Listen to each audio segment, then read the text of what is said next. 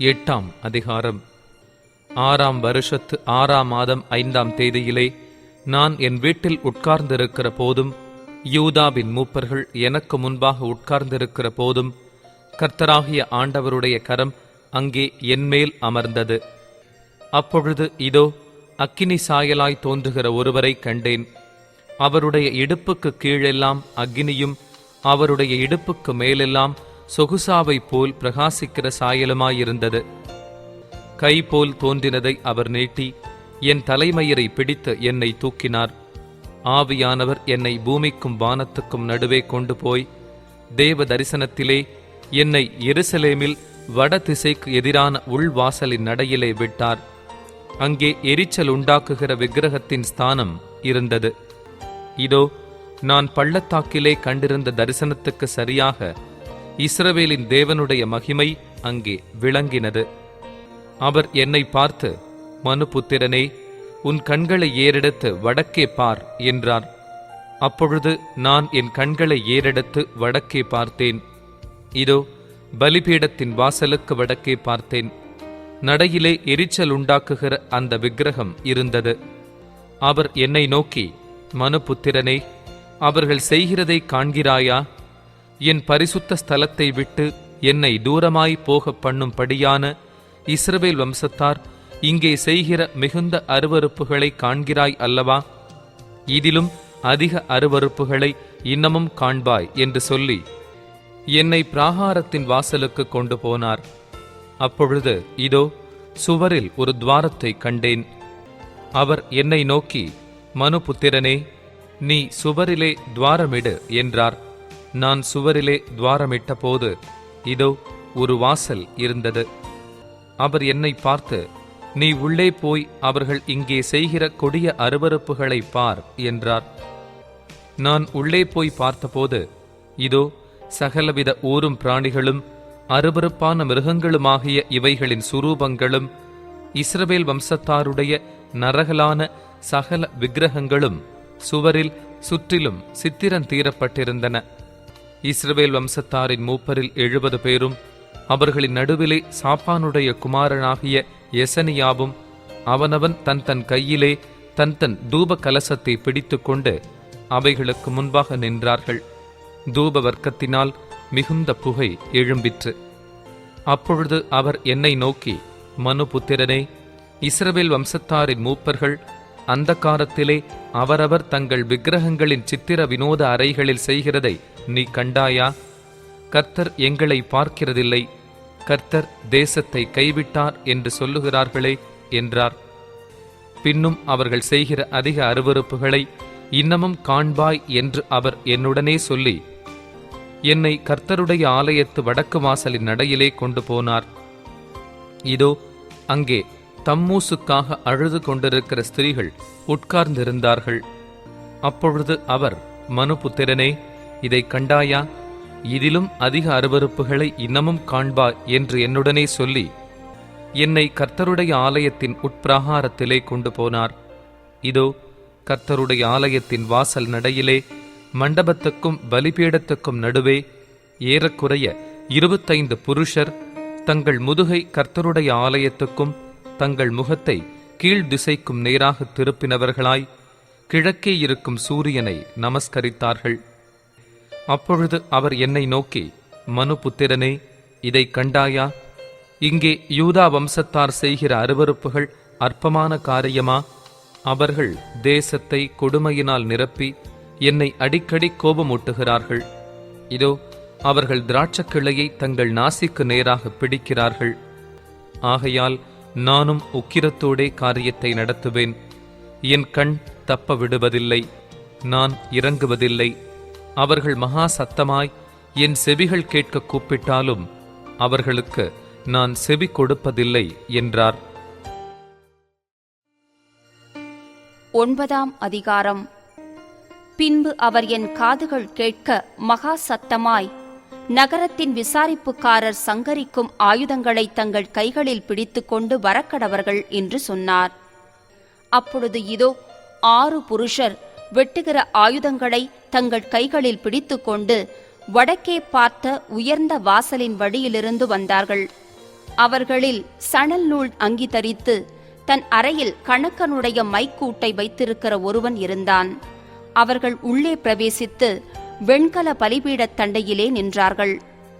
அப்பொழுது இஸ்ரவேலின் தேவனுடைய மகிமை கேருபீன் மேலிருந்தெழும்பி ஆலயத்தின் வாசற்படியிலே வந்து சணல் நூல் அங்கி தரித்து தன் அறையிலே கணக்கனுடைய மைக்கூட்டை வைத்திருக்கிற புருஷனை கூப்பிட்டு, கர்த்தர் அவனை நோக்கி, நீ எருசலேம் நகரம் எங்கும் உருவப்போய் அதற்குள்ளே செய்யப்படுகிற சகல அருவருப்புகளின் நிமித்தமும் பெருமூச்சு விட்டழுகிற மனுஷரின் நெற்றிகளில் அடையாளம் போடு என்றார். பின்பு அவர் என் காதுகள் கேட்க மற்றவர்களை நோக்கி, நீங்கள் இவன் பின்னாலே நகரமெங்கும் உருவப்போய் வெட்டுங்கள். உங்கள் கண் தப்ப விடாமலும் நீங்கள் இறங்காமலும் முதியோரையும் வாலிபரையும் கன்னிகைகளையும் குழந்தைகளையும் ஸ்திரீகளையும் சங்கரித்து கொன்று போடுங்கள். அடையாளம் போடப்பட்டிருக்கிற ஒருவனையும் கிட்டாதிருங்கள். என் பரிசுத்த ஸ்தலத்திலே துவக்குங்கள் என்று என் காதுகள் கேட்கச் சொன்னார். அப்பொழுது அவர்கள் ஆலயத்துக்கு முன்னே இருந்த மூப்பரிடத்தில் துவக்கம் பண்ணினார்கள். அவர் அவர்களை நோக்கி, நீங்கள் ஆலயத்தை தீட்டுப்படுத்தி பிரகாரங்களை கொலையுண்டவர்களாலே நிரப்பி புறப்பட்டு போங்கள் என்றார். அவர்கள் நகரத்தில் போய் வெட்டினார்கள். அவர்கள் வெட்டிக்கொண்டு போகையில் நான் மாத்திரம் தனித்து முகங்குப்புற விழுந்து, ஆ, கர்த்தராகிய ஆண்டவரே, தேவரீர் எருசலேமின் மேல் உமது உக்கிரத்தை ஊற்றுகையில் இஸ்ரவேலின் மீதியானவர்களையெல்லாம் அழிப்பீரோ என்று முறையிட்டேன். அதற்கு அவர், இஸ்ரவேலும் யூதாவுமாகிய வம்சத்தாரின் அக்கிரமம் மிகவும் பெரிது. தேசம் இரத்தப்பழிகளால் நிறைந்திருக்கிறது. நகரமும் மாறுபாட்டினால் நிரப்பப்பட்டிருக்கிறது. கர்த்தர் தேசத்தை கைவிட்டார், கர்த்தர் பார்க்க மாட்டார் என்று சொல்லுகிறார்கள். ஆகையால் என் கண் தப்ப விடுவதுமில்லை, நான் இரக்கச் செய்வதுமில்லை. அவர்களுடைய வழியின் பலனை அவர்கள் சிரசின் மேல் இறங்க பண்ணுவேன் என்றார். இதோ, சணல் நூல் அங்கி தரித்து தன் அறையில் மைக்கூட்டை வைத்திருக்கிற புருஷன் வந்து, நீர் எனக்கு கட்டளையிட்டபடியே செய்தேன் என்று காரியத்தை தெரிவித்தான். 10ஆம் அதிகாரம். இதோ, கேருபீன்களுடைய தலைக்கு மேல் இருந்த மண்டலத்தில் இந்திர நீல ரத்தினம் போன்ற சிங்காசன சாயலான ஒரு தோற்றத்தை கண்டேன். அது அவைகளுக்கு மேல் காணப்பட்டது. அவர் சணல் நூல் அங்கி தரித்திருந்த புருஷனை நோக்கி, நீ கேருபீனின் கீழ் இருக்கிற சக்கரங்களுக்கு நடுவிலே பிரவேசித்து கேருபீன்களின் நடுவே இருக்கிற அக்கினி தழலில் உன் கை நிறைய எடுத்து அதை நகரத்தின் மேல் இறை என்றார். அப்படியே அவன் என் கண் காண உள்ளே பிரவேசித்தான். அந்த புருஷன் உள்ளே பிரவேசிக்கையில் கேருபீன்கள் ஆலயத்தின் வலது புறத்தில் நின்றன. ஒரு மேகம் உட்பிராகாரத்தை நிரப்பிற்று. கர்த்தருடைய மகிமை கேருபீனின் மேலிருந்து எழும்பி ஆலயத்தின் வாசற்படியிலே வந்தது. ஆலயம் மேகத்தினாலே நிறைந்திருந்தது. பிராகாரமும் கர்த்தருடைய மகிமையின் பிரகாசத்தினால் நிரம்பிற்று. கேருபீன்களுடைய செட்டைகளின் இரைச்சல் சர்வத்துக்கும் வல்ல தேவன் பேசுகையில் உண்டாகும் சத்தம் போல வெளிப்பிராகாரம் மட்டும் கேட்கப்பட்டது. அவர் சணல் நூல் அங்கி தரித்திருந்த புருஷனை நோக்கி, நீ கேருபீன்களுக்குள் சக்கரங்களின் நடுவிலிருந்து அக்கினியை எடு என்று கட்டளையிட்ட உடனே அவன் உள்ளே பிரவேசித்து சக்கரங்கள் அண்டையிலே நின்றான். அப்பொழுது கேருபீன்களுக்குள்ளே ஒரு கேருபீன் தன் கையை கேருபீன்களின் நடுவில் இருக்கிற அக்கினியில் நீட்டி அதில் எடுத்து சணல் நூல் அங்கி தரித்திருந்த புருஷனுடைய கையில் கொடுத்தான். அவன் அதை வாங்கிக் கொண்டு வெளியே வந்தான். கேருபீன்களுடைய செட்டைகளின் கீழ் மனுஷர் கையின் சாயலானது காணப்பட்டது. இதோ, கேருபீன்கள் அண்டையில் 4 சக்கரங்கள் இருக்க கண்டேன்.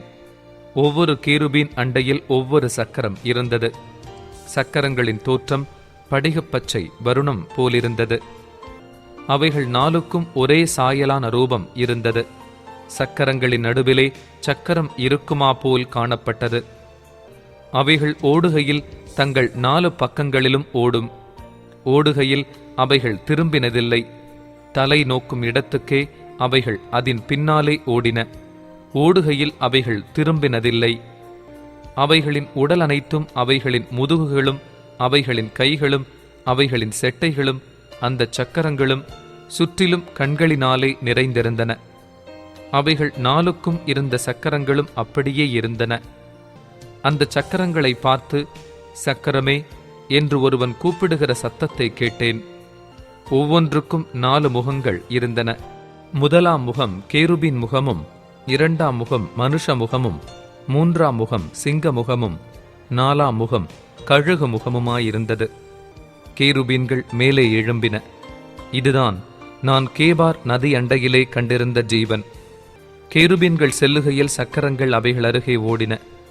பூமியிலிருந்து எழும்ப கேருபீன்கள் தங்கள் செட்டைகளை விரித்தபோது சக்கரங்களும் அவைகளை விட்டு விலகிப் போகவில்லை. அவைகள் நிற்கையில் இவைகளும் நின்றன. அவைகள் எழும்புகையில் இவைகளும் எழும்பின. ஜீவனுடைய ஆவி இவைகளில் இருந்தது. கர்த்தருடைய மகிமை ஆலயத்தின் வாசற்படியை விட்டு புறப்பட்டு கேருபீன்களின் மேல் நின்றது.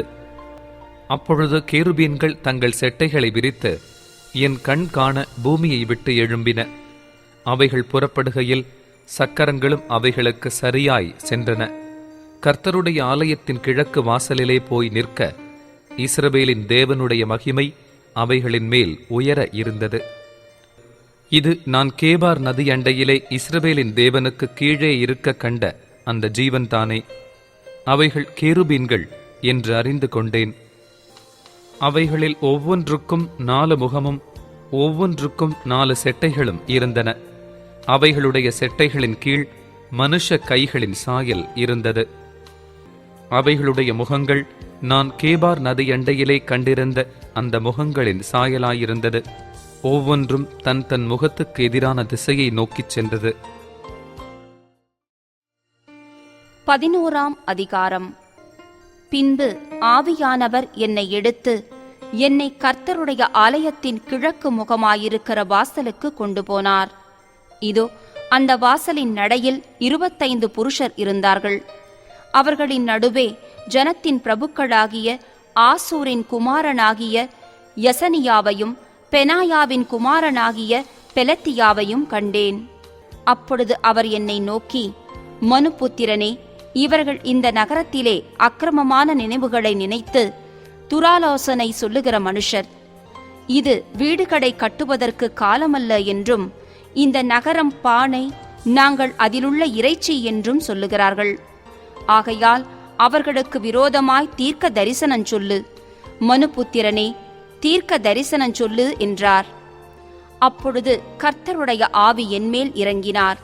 அவர் என்னை நோக்கி, நீ சொல்ல வேண்டியது என்னவென்றால், இஸ்ரவேல் வம்சத்தாரே, நீங்கள் இப்படி பேசுகிறது உண்டு. உங்கள் மனதில் எழும்புகிறதை நான் அறிவேன். இந்த நகரத்தில் நீங்கள் அநேகரை கொலை செய்தீர்கள், அதன் வீதிகளை கொலையுண்டவர்களால் நிரப்பினீர்கள் என்று கர்த்தர் சொல்லுகிறார். ஆகையால் நீங்கள் கொலை செய்து அதன் நடுவிலே போட்டுவிட்டவர்களே இறைச்சியும் இந்த நகரம் பானையுமாமே. உங்களையோ அதற்குள் இராதபடிக்கு புறம்பாக்குவேன் என்று கர்த்தராகிய ஆண்டவர் சொல்லுகிறார். பட்டயத்துக்கு பயப்பட்டீர்கள், பட்டயத்தையே உங்கள் மேல் வரப்பண்ணுவேன் என்று கர்த்தராகிய ஆண்டவர் சொல்லுகிறார். நான் உங்களை அதற்குள் இராதபடிக்கு புறம்பாக்கி உங்களை அந்நியரின் கையில் ஒப்புக்கொடுத்து உங்களில் நியாயத்தீர்ப்புகளை நிறைவேற்றுவேன். பட்டயத்தால் விழுவீர்கள். இஸ்ரவேல் தேசத்தின் எல்லையிலே உங்களை நியாயம் தீர்ப்பேன். அப்பொழுது நான் கர்த்தர் என்று அறிந்து கொள்வீர்கள். இந்த நகரம் உங்களுக்கு பானையாயிருப்பதும் இல்லை, நீங்கள் அதிலுள்ள இறைச்சியாயிருப்பதும் இல்லை. இஸ்ரவேல் தேசத்தின் எல்லையிலே உங்களை நியாயம் தீர்ப்பேன். என் கட்டளைகளின்படி நடவாமலும் என் நியாயங்களின்படி செய்யாமலும் உங்களைச் சுற்றிலும் இருக்கிற புறஜாதிகளுடைய முறைமைகளின்படி செய்த நீங்கள் அப்பொழுது நான் கர்த்தர் என்று அறிந்து கொள்வீர்கள் என்று சொல் என்றார். நான் இப்படி தீர்க்க தரிசனம் சொல்லுகையில் பெனாயாவின் குமாரனாகிய பெலத்தியா செத்தான். அப்பொழுது நான் முகங்குப்புற விழுந்து மகா சத்தமாய், ஆ, கர்த்தராகிய ஆண்டவரே, தேவரீர் இஸ்ரவேலில் மீதியானவர்களை சர்வ சங்காரம் செய்வீரோ என்று முறையிட்டேன். அப்பொழுது கர்த்தருடைய வார்த்தை எனக்கு உண்டாகி அவர், மனுபுத்திரனே, நீங்கள் கர்த்தரை விட்டு தூரமாய் போங்கள். எங்களுக்கு இந்த தேசம் சுதந்திரமாக கொடுக்கப்பட்டதென்று உன் சகோதரருக்கும் உன் குடும்பத்தாருக்கும் உன் பந்து ஜனங்களுக்கும் இஸ்ரவேல் வம்சத்தார் அனைவருக்கும் எருசலேமின் குடிகள் சொல்லுகிறார்கள். ஆகையால் நான் அவர்களை தூரமாக புறஜாதிகளுக்குள்ளே துரத்தியிருந்தாலும், நான் அவர்களை தேசங்களிலே சிதறடித்திருந்தாலும், நான் அவர்கள் போன தேசங்களில் அவர்களுக்கு கொஞ்ச காலத்துக்கு பரிசுத்த ஸ்தலமாக இருப்பேன் என்று கர்த்தராகிய ஆண்டவர் உரைக்கிறார் என்று சொல். ஆதலால் நான் உங்களை ஜனங்களிடத்திலிருந்து சேர்த்து, நீங்கள் சிதறடிக்கப்பட்ட தேசங்களிலிருந்து உங்களை கூட்டிக் கொண்டு இஸ்ரவேல் தேசத்தை உங்களுக்கு கொடுப்பேன் என்று கர்த்தராகிய ஆண்டவர் உரைக்கிறார் என்று சொல். அவர்கள் அங்கே வந்து அதில் சீயின்றி களப்படத்தக்கதும் அருவருக்கப்படத்தக்கதுமாயிருக்கிறதையெல்லாம் அதிலிருந்து அகற்றுவார்கள். அவர்கள் என் கட்டளைகளின்படி நடந்து என் நியாயங்களை கைக்கொண்டு அவைகளின்படி செய்ய நான் அவர்களுக்கு ஏக இருதயத்தை தந்து அவர்கள் உள்ளத்தில் புதிய ஆவியை கொடுத்து கல்லான இருதயத்தை அவர்கள் மாம்சத்திலிருந்து எடுத்து போட்டு சதையான இருதயத்தை அவர்களுக்கு அருளுவேன். அவர்கள் என் ஜனமாயிருப்பார்கள், நான் அவர்கள் தேவனாயிருப்பேன். ஆனாலும் சீயின்றி களப்படத்தக்கதும் அருவருக்கப்படத்தக்கதுமான தங்கள் இருதயத்தின் இச்சையிலே எவர்கள் நடக்கிறார்களோ அவர்களுடைய வழியின் பலனை அவர்கள் தலைகளின் மேல் சுமர பண்ணுவேன் என்று கர்த்தராகிய ஆண்டவர் சொல்லுகிறார். அப்பொழுது கேருபீன்கள் தங்கள் செட்டைகளை விரித்து எழும்பின, சக்கரங்களும் அவைகளுக்கு அருகே சென்றன. இஸ்ரவேலின் தேவனுடைய மகிமை அவைகளின் மேல் உயர இருந்தது. கர்த்தருடைய மகிமை நகரத்தின் நடுவிலிருந்தெழும்பி நகரத்துக்கு கிழக்கே இருக்கிற மலையின் மேல் போய் நின்றது. பின்பு ஆவியானவர் என்னை எடுத்து என்னை தேவனுடைய ஆவிக்குள்ளான தரிசனத்திலே கல்தேயாவுக்கு சிறைப்பட்டு போனவர்களிடத்திலே கொண்டு போய் விட்டார். அப்பொழுது நான் கண்ட தரிசனம் என்னிலிருந்து எடுபட்டு போயிற்று. கர்த்தர் எனக்கு காண்பித்த யாவையும் சிறையிருப்பிலிருந்தவர்களுக்குச் சொன்னேன். 12ஆம் அதிகாரம். கர்த்தருடைய வார்த்தை எனக்கு உண்டாகி அவர், மனுபுத்திரனே, நீ கலக வீட்டாரின் நடுவிலே தங்கியிருக்கிறாய்.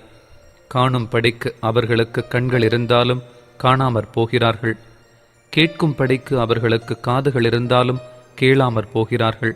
அவர்கள் கலக வீட்டார்.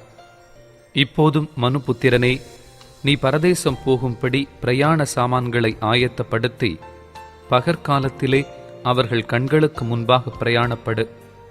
உன் ஸ்தலத்தை விட்டு வேறே ஸ்தலத்துக்கு அவர்களுடைய கண்களுக்கு முன்பாக புறப்பட்டு போ.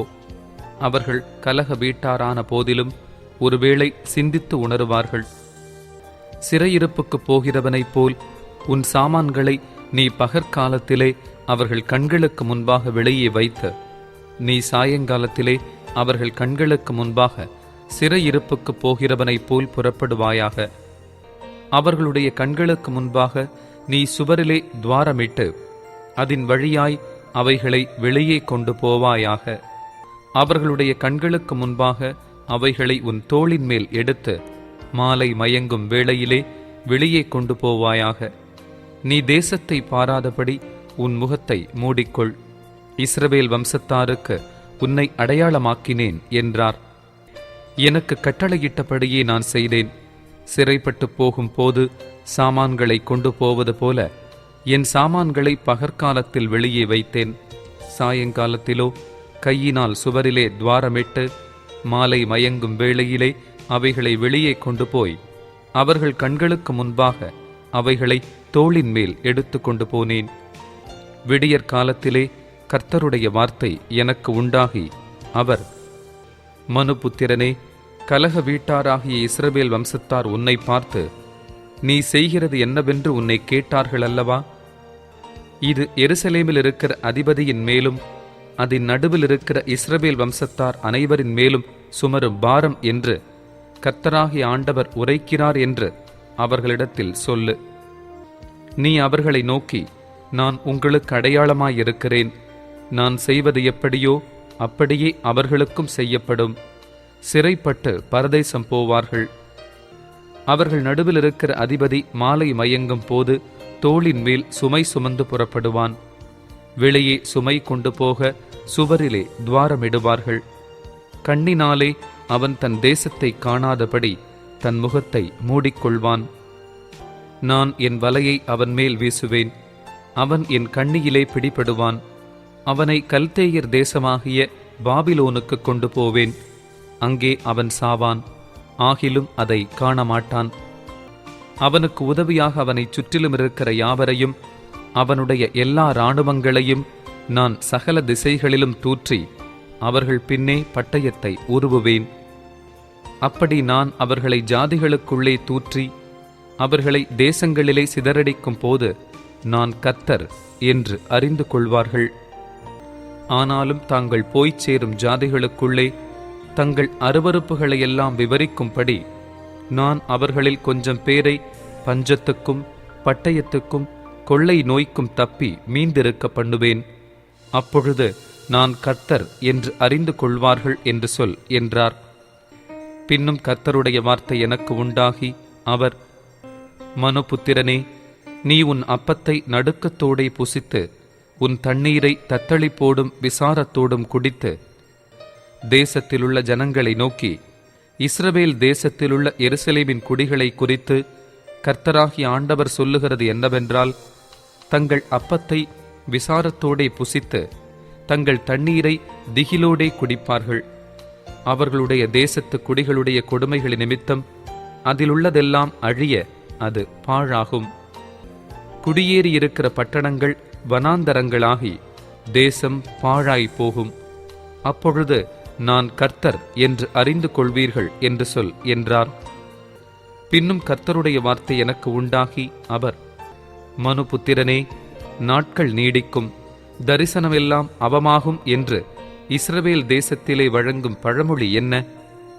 ஆகையால் நீ அவர்களை நோக்கி, கர்த்தராகிய ஆண்டவர் உரைக்கிறது என்னவென்றால், அவர்கள் இனி இஸ்ரவேலிலே இந்த பழமொழியை சொல்லி வராதபடிக்கு நான் அதை ஒழிய பண்ணுவேன்.